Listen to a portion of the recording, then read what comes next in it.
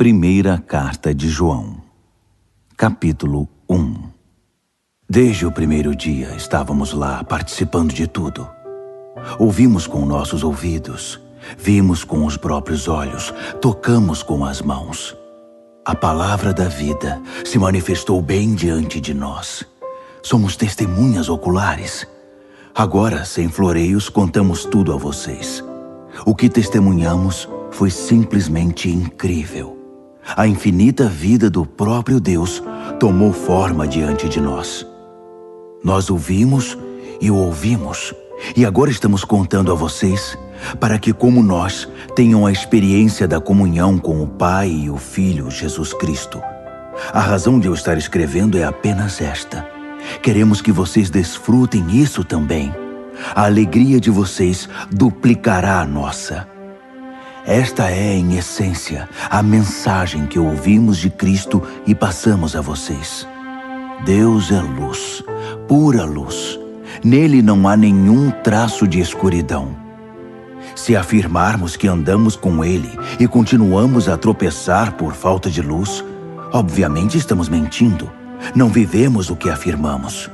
Mas se andarmos na luz, como o próprio Deus é luz, vamos experimentar também uma vida de comunhão uns com os outros, enquanto o sangue derramado de Jesus, o Filho de Deus, nos purifica de todo o nosso pecado. Se afirmarmos que estamos livres do pecado, estaremos apenas enganando a nós mesmos.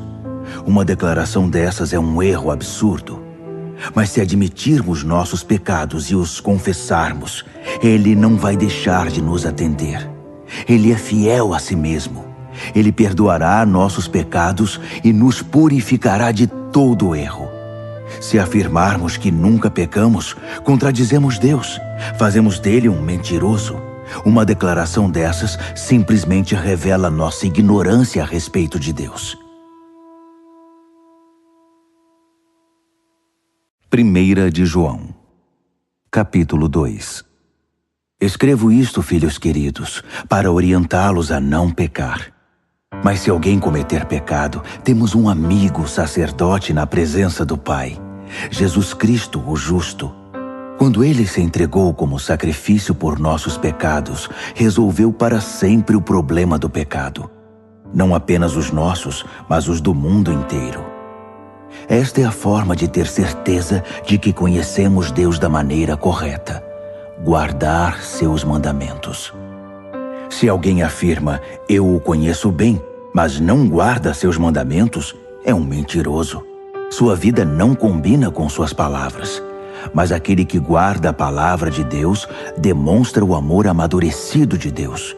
É o único meio de saber que estamos em Deus. Quem afirma ser íntimo de Deus deve viver o mesmo tipo de vida que Jesus viveu. Meus amigos, não estou escrevendo nenhuma novidade. Esse é o mandamento mais antigo que temos, e vocês o conhecem muito bem. Sempre esteve implícito na mensagem que vocês ouviram, mas talvez seja novo também, pois recentemente se manifestou em Cristo e em vocês. As trevas saem e a luz verdadeira começa a brilhar. Quem diz que vive na luz de Deus e odeia o irmão, ainda está na escuridão. Quem ama seu irmão habita na luz de Deus e não impede que brilhe a luz dos outros. Mas quem odeia ainda está na escuridão, tropeçando, e não sabe que o fim está próximo, pois não consegue enxergar nada. Quero lembrá-los, meus filhos queridos, de que os pecados de vocês foram perdoados em nome de Jesus. Vocês, veteranos, estavam no princípio e conhecem aquele que começou todas as coisas. Vocês, iniciantes, conquistaram uma grande vitória sobre o maligno. Uma segunda lembrança. Vocês conhecem o Pai por experiência pessoal. Vocês, veteranos, conhecem aquele que começou tudo. E vocês, iniciantes, quanta vitalidade e força! A palavra de Deus floresce em vocês. Sua comunhão com Deus os capacita a vencer o maligno.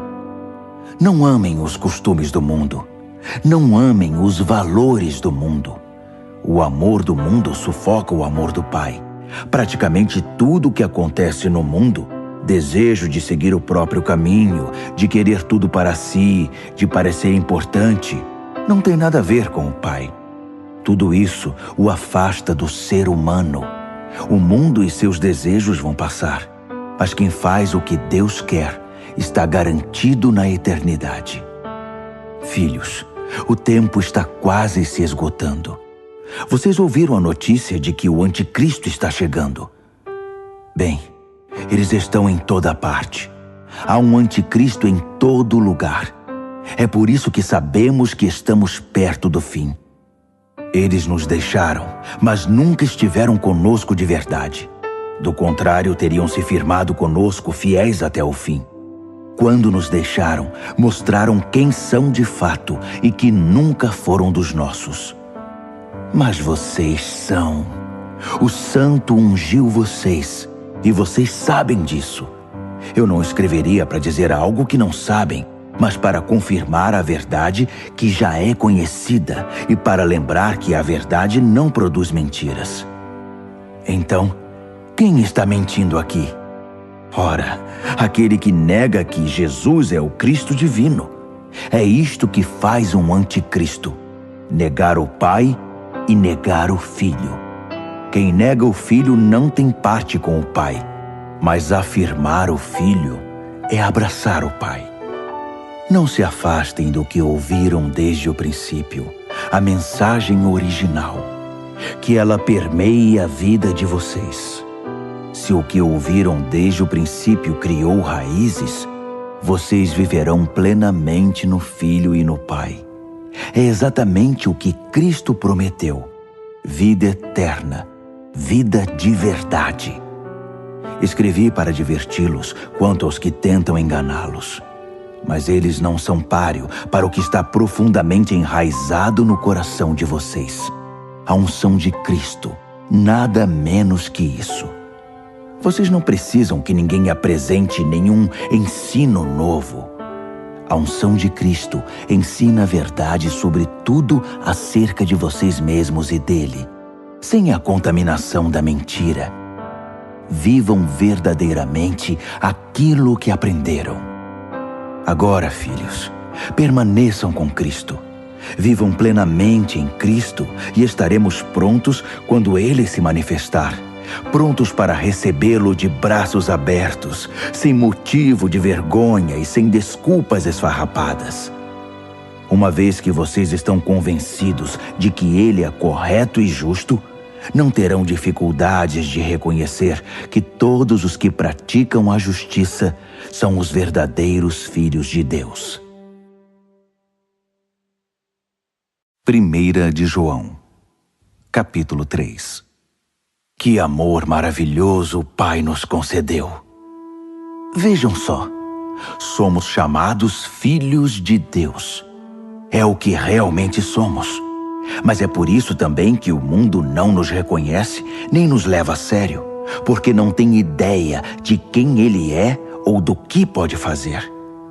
Mas, amigos, é exatamente isto que somos, filhos de Deus, e é apenas o começo. Quem pode dizer como será o fim? O que sabemos é que quando Cristo finalmente se manifestar, nós o veremos. E então seremos como Ele. Todos os que esperam sua vinda devem estar preparados, tendo como modelo a pureza gloriosa da vida de Jesus. Os que não se importam com a vida de pecado fazem uma perigosa oposição à lei de Deus, porque o pecado é uma grande ruptura da ordem divina. Vocês sabem que Cristo se manifestou para eliminar o pecado. Não há pecado nele, e o pecado não faz parte do seu projeto.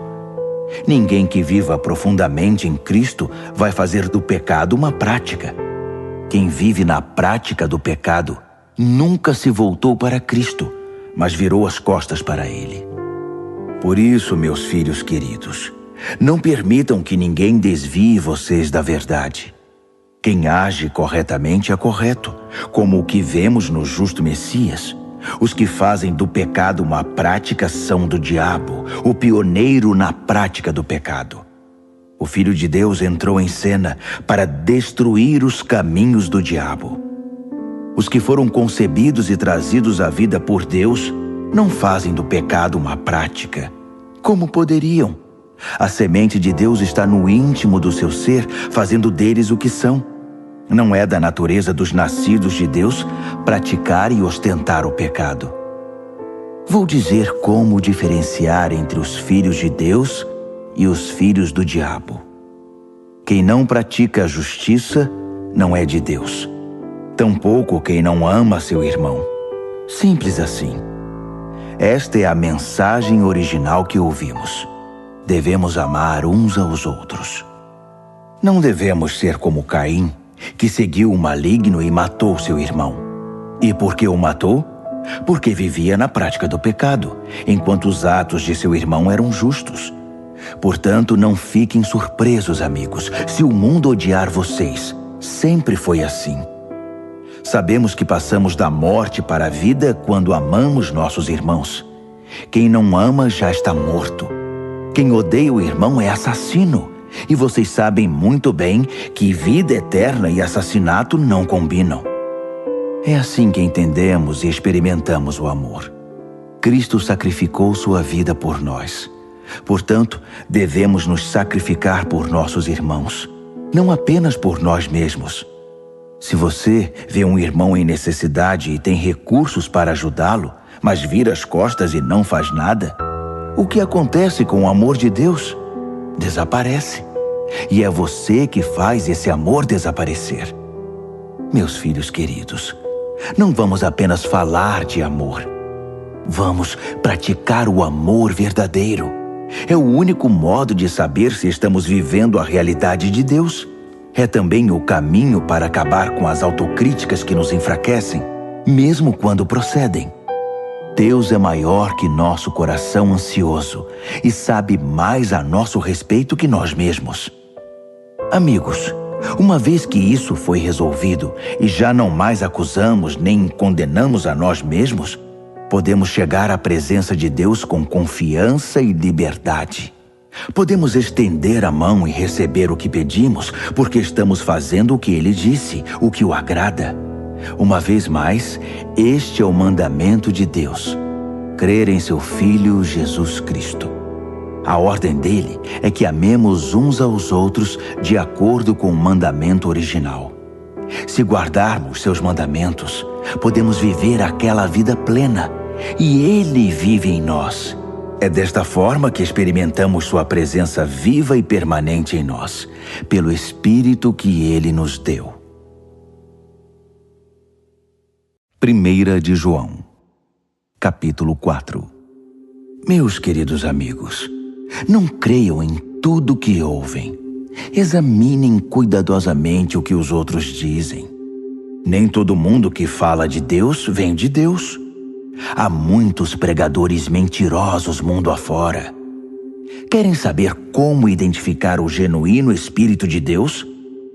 Quem confessa abertamente sua fé em Jesus Cristo, o Filho de Deus, que veio como uma pessoa real de carne e sangue, vem de Deus e pertence a Deus. Mas quem se recusa a confessar a fé em Jesus, não quer nada com Deus. É o espírito do anticristo que vocês ouviram que viria. Pois bem, ele já está por aí mais cedo que pensávamos. Meus filhos queridos, vocês vêm da parte de Deus e pertencem a Deus. Vocês já obtiveram uma grande vitória sobre esses falsos mestres, pois o espírito que está em vocês é mais forte do que qualquer coisa no mundo. Essas pessoas pertencem ao mundo que nega o Cristo. Eles falam a língua do mundo e o mundo os escuta. Mas nós viemos de Deus e pertencemos a Deus. Quem conhece Deus nos entende e nos ouve. Quem não quer nada com Deus, evidentemente, não vai nos ouvir. Esse é outro teste para diferenciar o espírito da verdade do espírito do engano. Meus amigos amados, continuemos a amar uns aos outros, pois o amor vem da parte de Deus. Quem ama é nascido de Deus e tem um relacionamento real com Ele. Quem se recusa a amar não sabe o que mais importa sobre Deus, pois Deus é amor. Vocês não podem conhecê-lo se não amam. Foi assim que Deus demonstrou seu amor por nós. Deus enviou seu único Filho ao mundo para que pudéssemos viver por meio dele. É desse amor que estamos falando. Não que tenhamos amado a Deus, mas que Ele nos amou e enviou seu Filho como sacrifício para purificar nossos pecados e consertar os danos que eles causaram em nosso relacionamento com Deus. Meus amigos queridos, se Deus nos amou assim, então devemos amar uns aos outros. Ninguém viu Deus, nunca. Mas se amarmos uns aos outros, Deus habitará no íntimo do nosso ser e seu amor será completo em nós, amor perfeito. Sabemos que estamos vivendo uma vida plena nele e ele em nós, porque ele nos deu vida que procede da sua vida, que vem do seu Espírito. Além disso, vimos por nós mesmos e continuamos a afirmar que o Pai enviou seu Filho para salvar o mundo. Quem confessa que Jesus é o Filho de Deus, participa de um relacionamento íntimo e estável com Deus. É por saber disso que abraçamos de coração esse amor que procede de Deus. Deus é amor. Quando passamos a habitar permanentemente no amor, vivendo uma vida de amor, vivemos em Deus e Deus vive em nós. Assim, o amor tem o controle da casa, fica à vontade e amadurece em nós. E não temos mais preocupação com o dia do juízo. Nossa situação no mundo é idêntica à de Cristo. No amor, não há espaço para o medo. O amor amadurecido expulsa o medo. Considerando que o medo causa uma vida vacilante e cheia de temores, medo da morte, medo do julgamento, podemos dizer que quem tem medo não está completamente aperfeiçoado no amor. Mas nós podemos desfrutar o amor, amar e ser amados, pois primeiro fomos amados.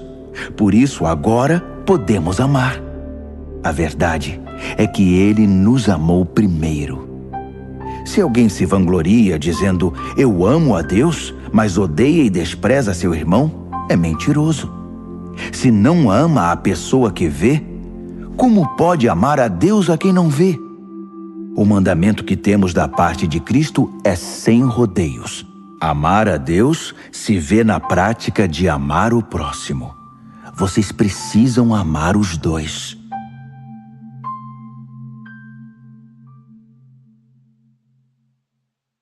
Primeira de João, capítulo 5. Quem acredita que Jesus é de fato o Messias é nascido de Deus. Se amamos aquele que gera o Filho, sem dúvida amaremos o Filho que nasceu.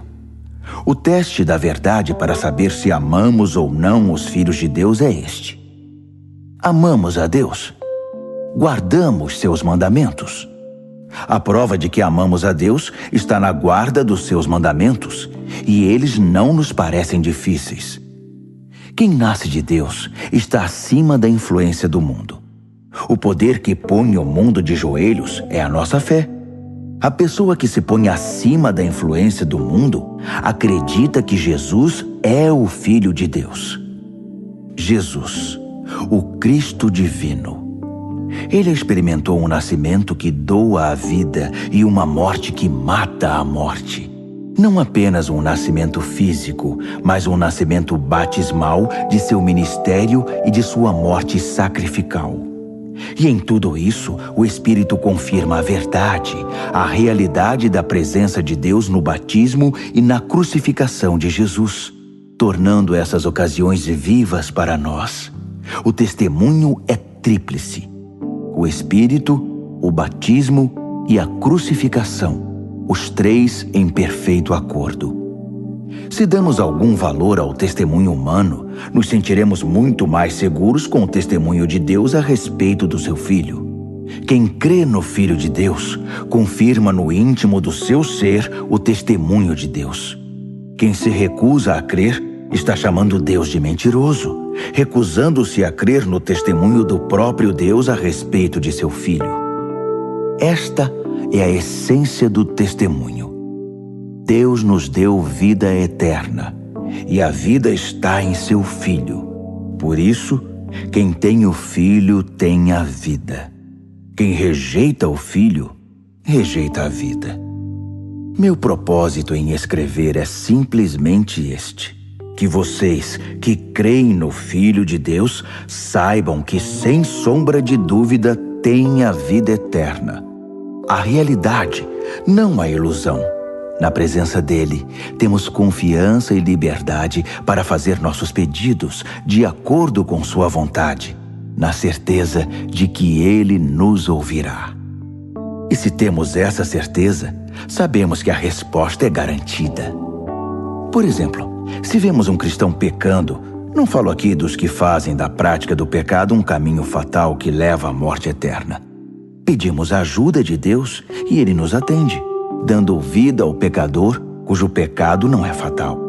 Existe pecado que é fatal. E nesse caso não digo que se deva orar. Tudo que fazemos de errado é pecado, mas nem todo pecado é fatal. Sabemos que ninguém nascido de Deus faz do pecado uma prática. O pecado fatal. Os nascidos de Deus são também protegidos por Deus. O maligno não pode tocar neles. Sabemos que somos protegidos por Deus. Só o povo do mundo continua nas garras do maligno. Sabemos também que o Filho de Deus veio para que pudéssemos reconhecer e entender a verdade de Deus. Que presente! E que vivemos na própria verdade, no Filho de Deus, Jesus Cristo. Jesus é, ao mesmo tempo, Deus verdadeiro e vida verdadeira. Filhos queridos, cuidado com as imitações.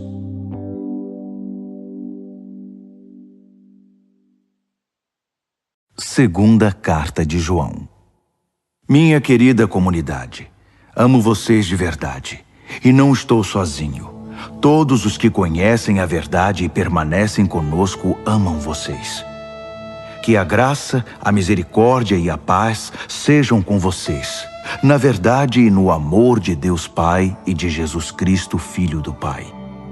Não consigo dizer como estou feliz por saber que muitos membros da sua comunidade fazem de tudo para viver a verdade exatamente como o Pai ordenou. Mas me permitam lembrar uma coisa, e não se trata de um novo mandamento, apenas de uma repetição do mandamento básico e original. Amem uns aos outros. Amar significa seguir os mandamentos, e o mandamento que resume tudo é: orientem a vida pelo amor. Essa foi a primeira coisa que vocês ouviram e nada mudou. Há muitos charlatões de conversa suave pelo mundo afora. Eles se recusam a crer que Jesus Cristo foi verdadeiramente humano, um ser humano de carne e osso. Vamos chamá-los pelos seus verdadeiros nomes: enganadores, anticristos. Tomem cuidado com eles, para que vocês não percam o que nos custou tanto trabalho. Quero que vocês recebam a recompensa a que têm direito. Quem vai longe demais, a ponto de ir além do ensino de Cristo, está se afastando de Deus. Mas quem se apega a este ensino, permanece fiel ao Pai e ao Filho. Se alguém mostrar que não se importa com este ensino, não o convide para casa nem o hospede. Isso lhe serviria de plataforma para que ele prossiga em seus maus caminhos, fazendo de você um cúmplice. Tenho muito mais a dizer, mas prefiro não usar papel e tinta. Espero estar aí em breve e ter uma conversa franca com vocês. Será bom para vocês e para mim. Todos nesta comunidade irmã enviam saudações. Terceira Carta de João. O pastor, ao meu bom amigo Gaio. Amo você de verdade. Somos os melhores amigos e oro para que tenha êxito em tudo o que fizer e tenha boa saúde. Que suas atividades prosperem, assim como sua alma. Fiquei muito contente quando alguns amigos chegaram e trouxeram notícias de que você está firme no caminho da verdade. Nada me deixa mais feliz que receber notícias de que meus filhos continuam firmes no caminho da verdade. Prezado amigo, quando você recebe em casa os irmãos em Cristo, mesmo quando são desconhecidos, sua fé aparece na prática. Eles fizeram um relatório completo para a igreja aqui, um verdadeiro sermão acerca do seu amor. É um bom trabalho esse que você está fazendo, ajudando os viajantes, dando-lhes hospitalidade digna do próprio Deus. Eles se abrigam sob a bandeira do nome e não recebem ajuda dos que não são cristãos. Por isso merecem qualquer ajuda que possamos dar. Quando providenciamos cama e comida para eles, tornamo-nos companheiros deles na proclamação da verdade. Anteriormente escrevi algo parecido para a igreja, mas Diótrefes, que gosta de estar em evidência, deturpou meu conselho. Se eu for, estejam certos de que vou chamá-lo à responsabilidade por espalhar notícias falsas sobre nós. Como se não bastasse, além de recusar hospitalidade aos viajantes cristãos, tenta impedir os outros de fazê-lo. Pior ainda, em vez de convidá-los, ele os expulsa. Amigo, não tenha parte nessa maldade. Sirva de exemplo. Quem faz o bem, faz o trabalho de Deus. Quem faz o mal falsifica o que é de Deus e nada sabe sobre ele. Todo mundo fala bem de Demétrio. A própria verdade está a favor dele. Já combinamos, e vocês sabem, em não dar nosso aval de maneira leviana. Tenho ainda muito a dizer, mas prefiro não usar papel e tinta. Espero estar aí em pessoa e ter uma conversa franca. A paz esteja com você. Os amigos aqui enviam saudações. Cumprimente nossos amigos aí um por um.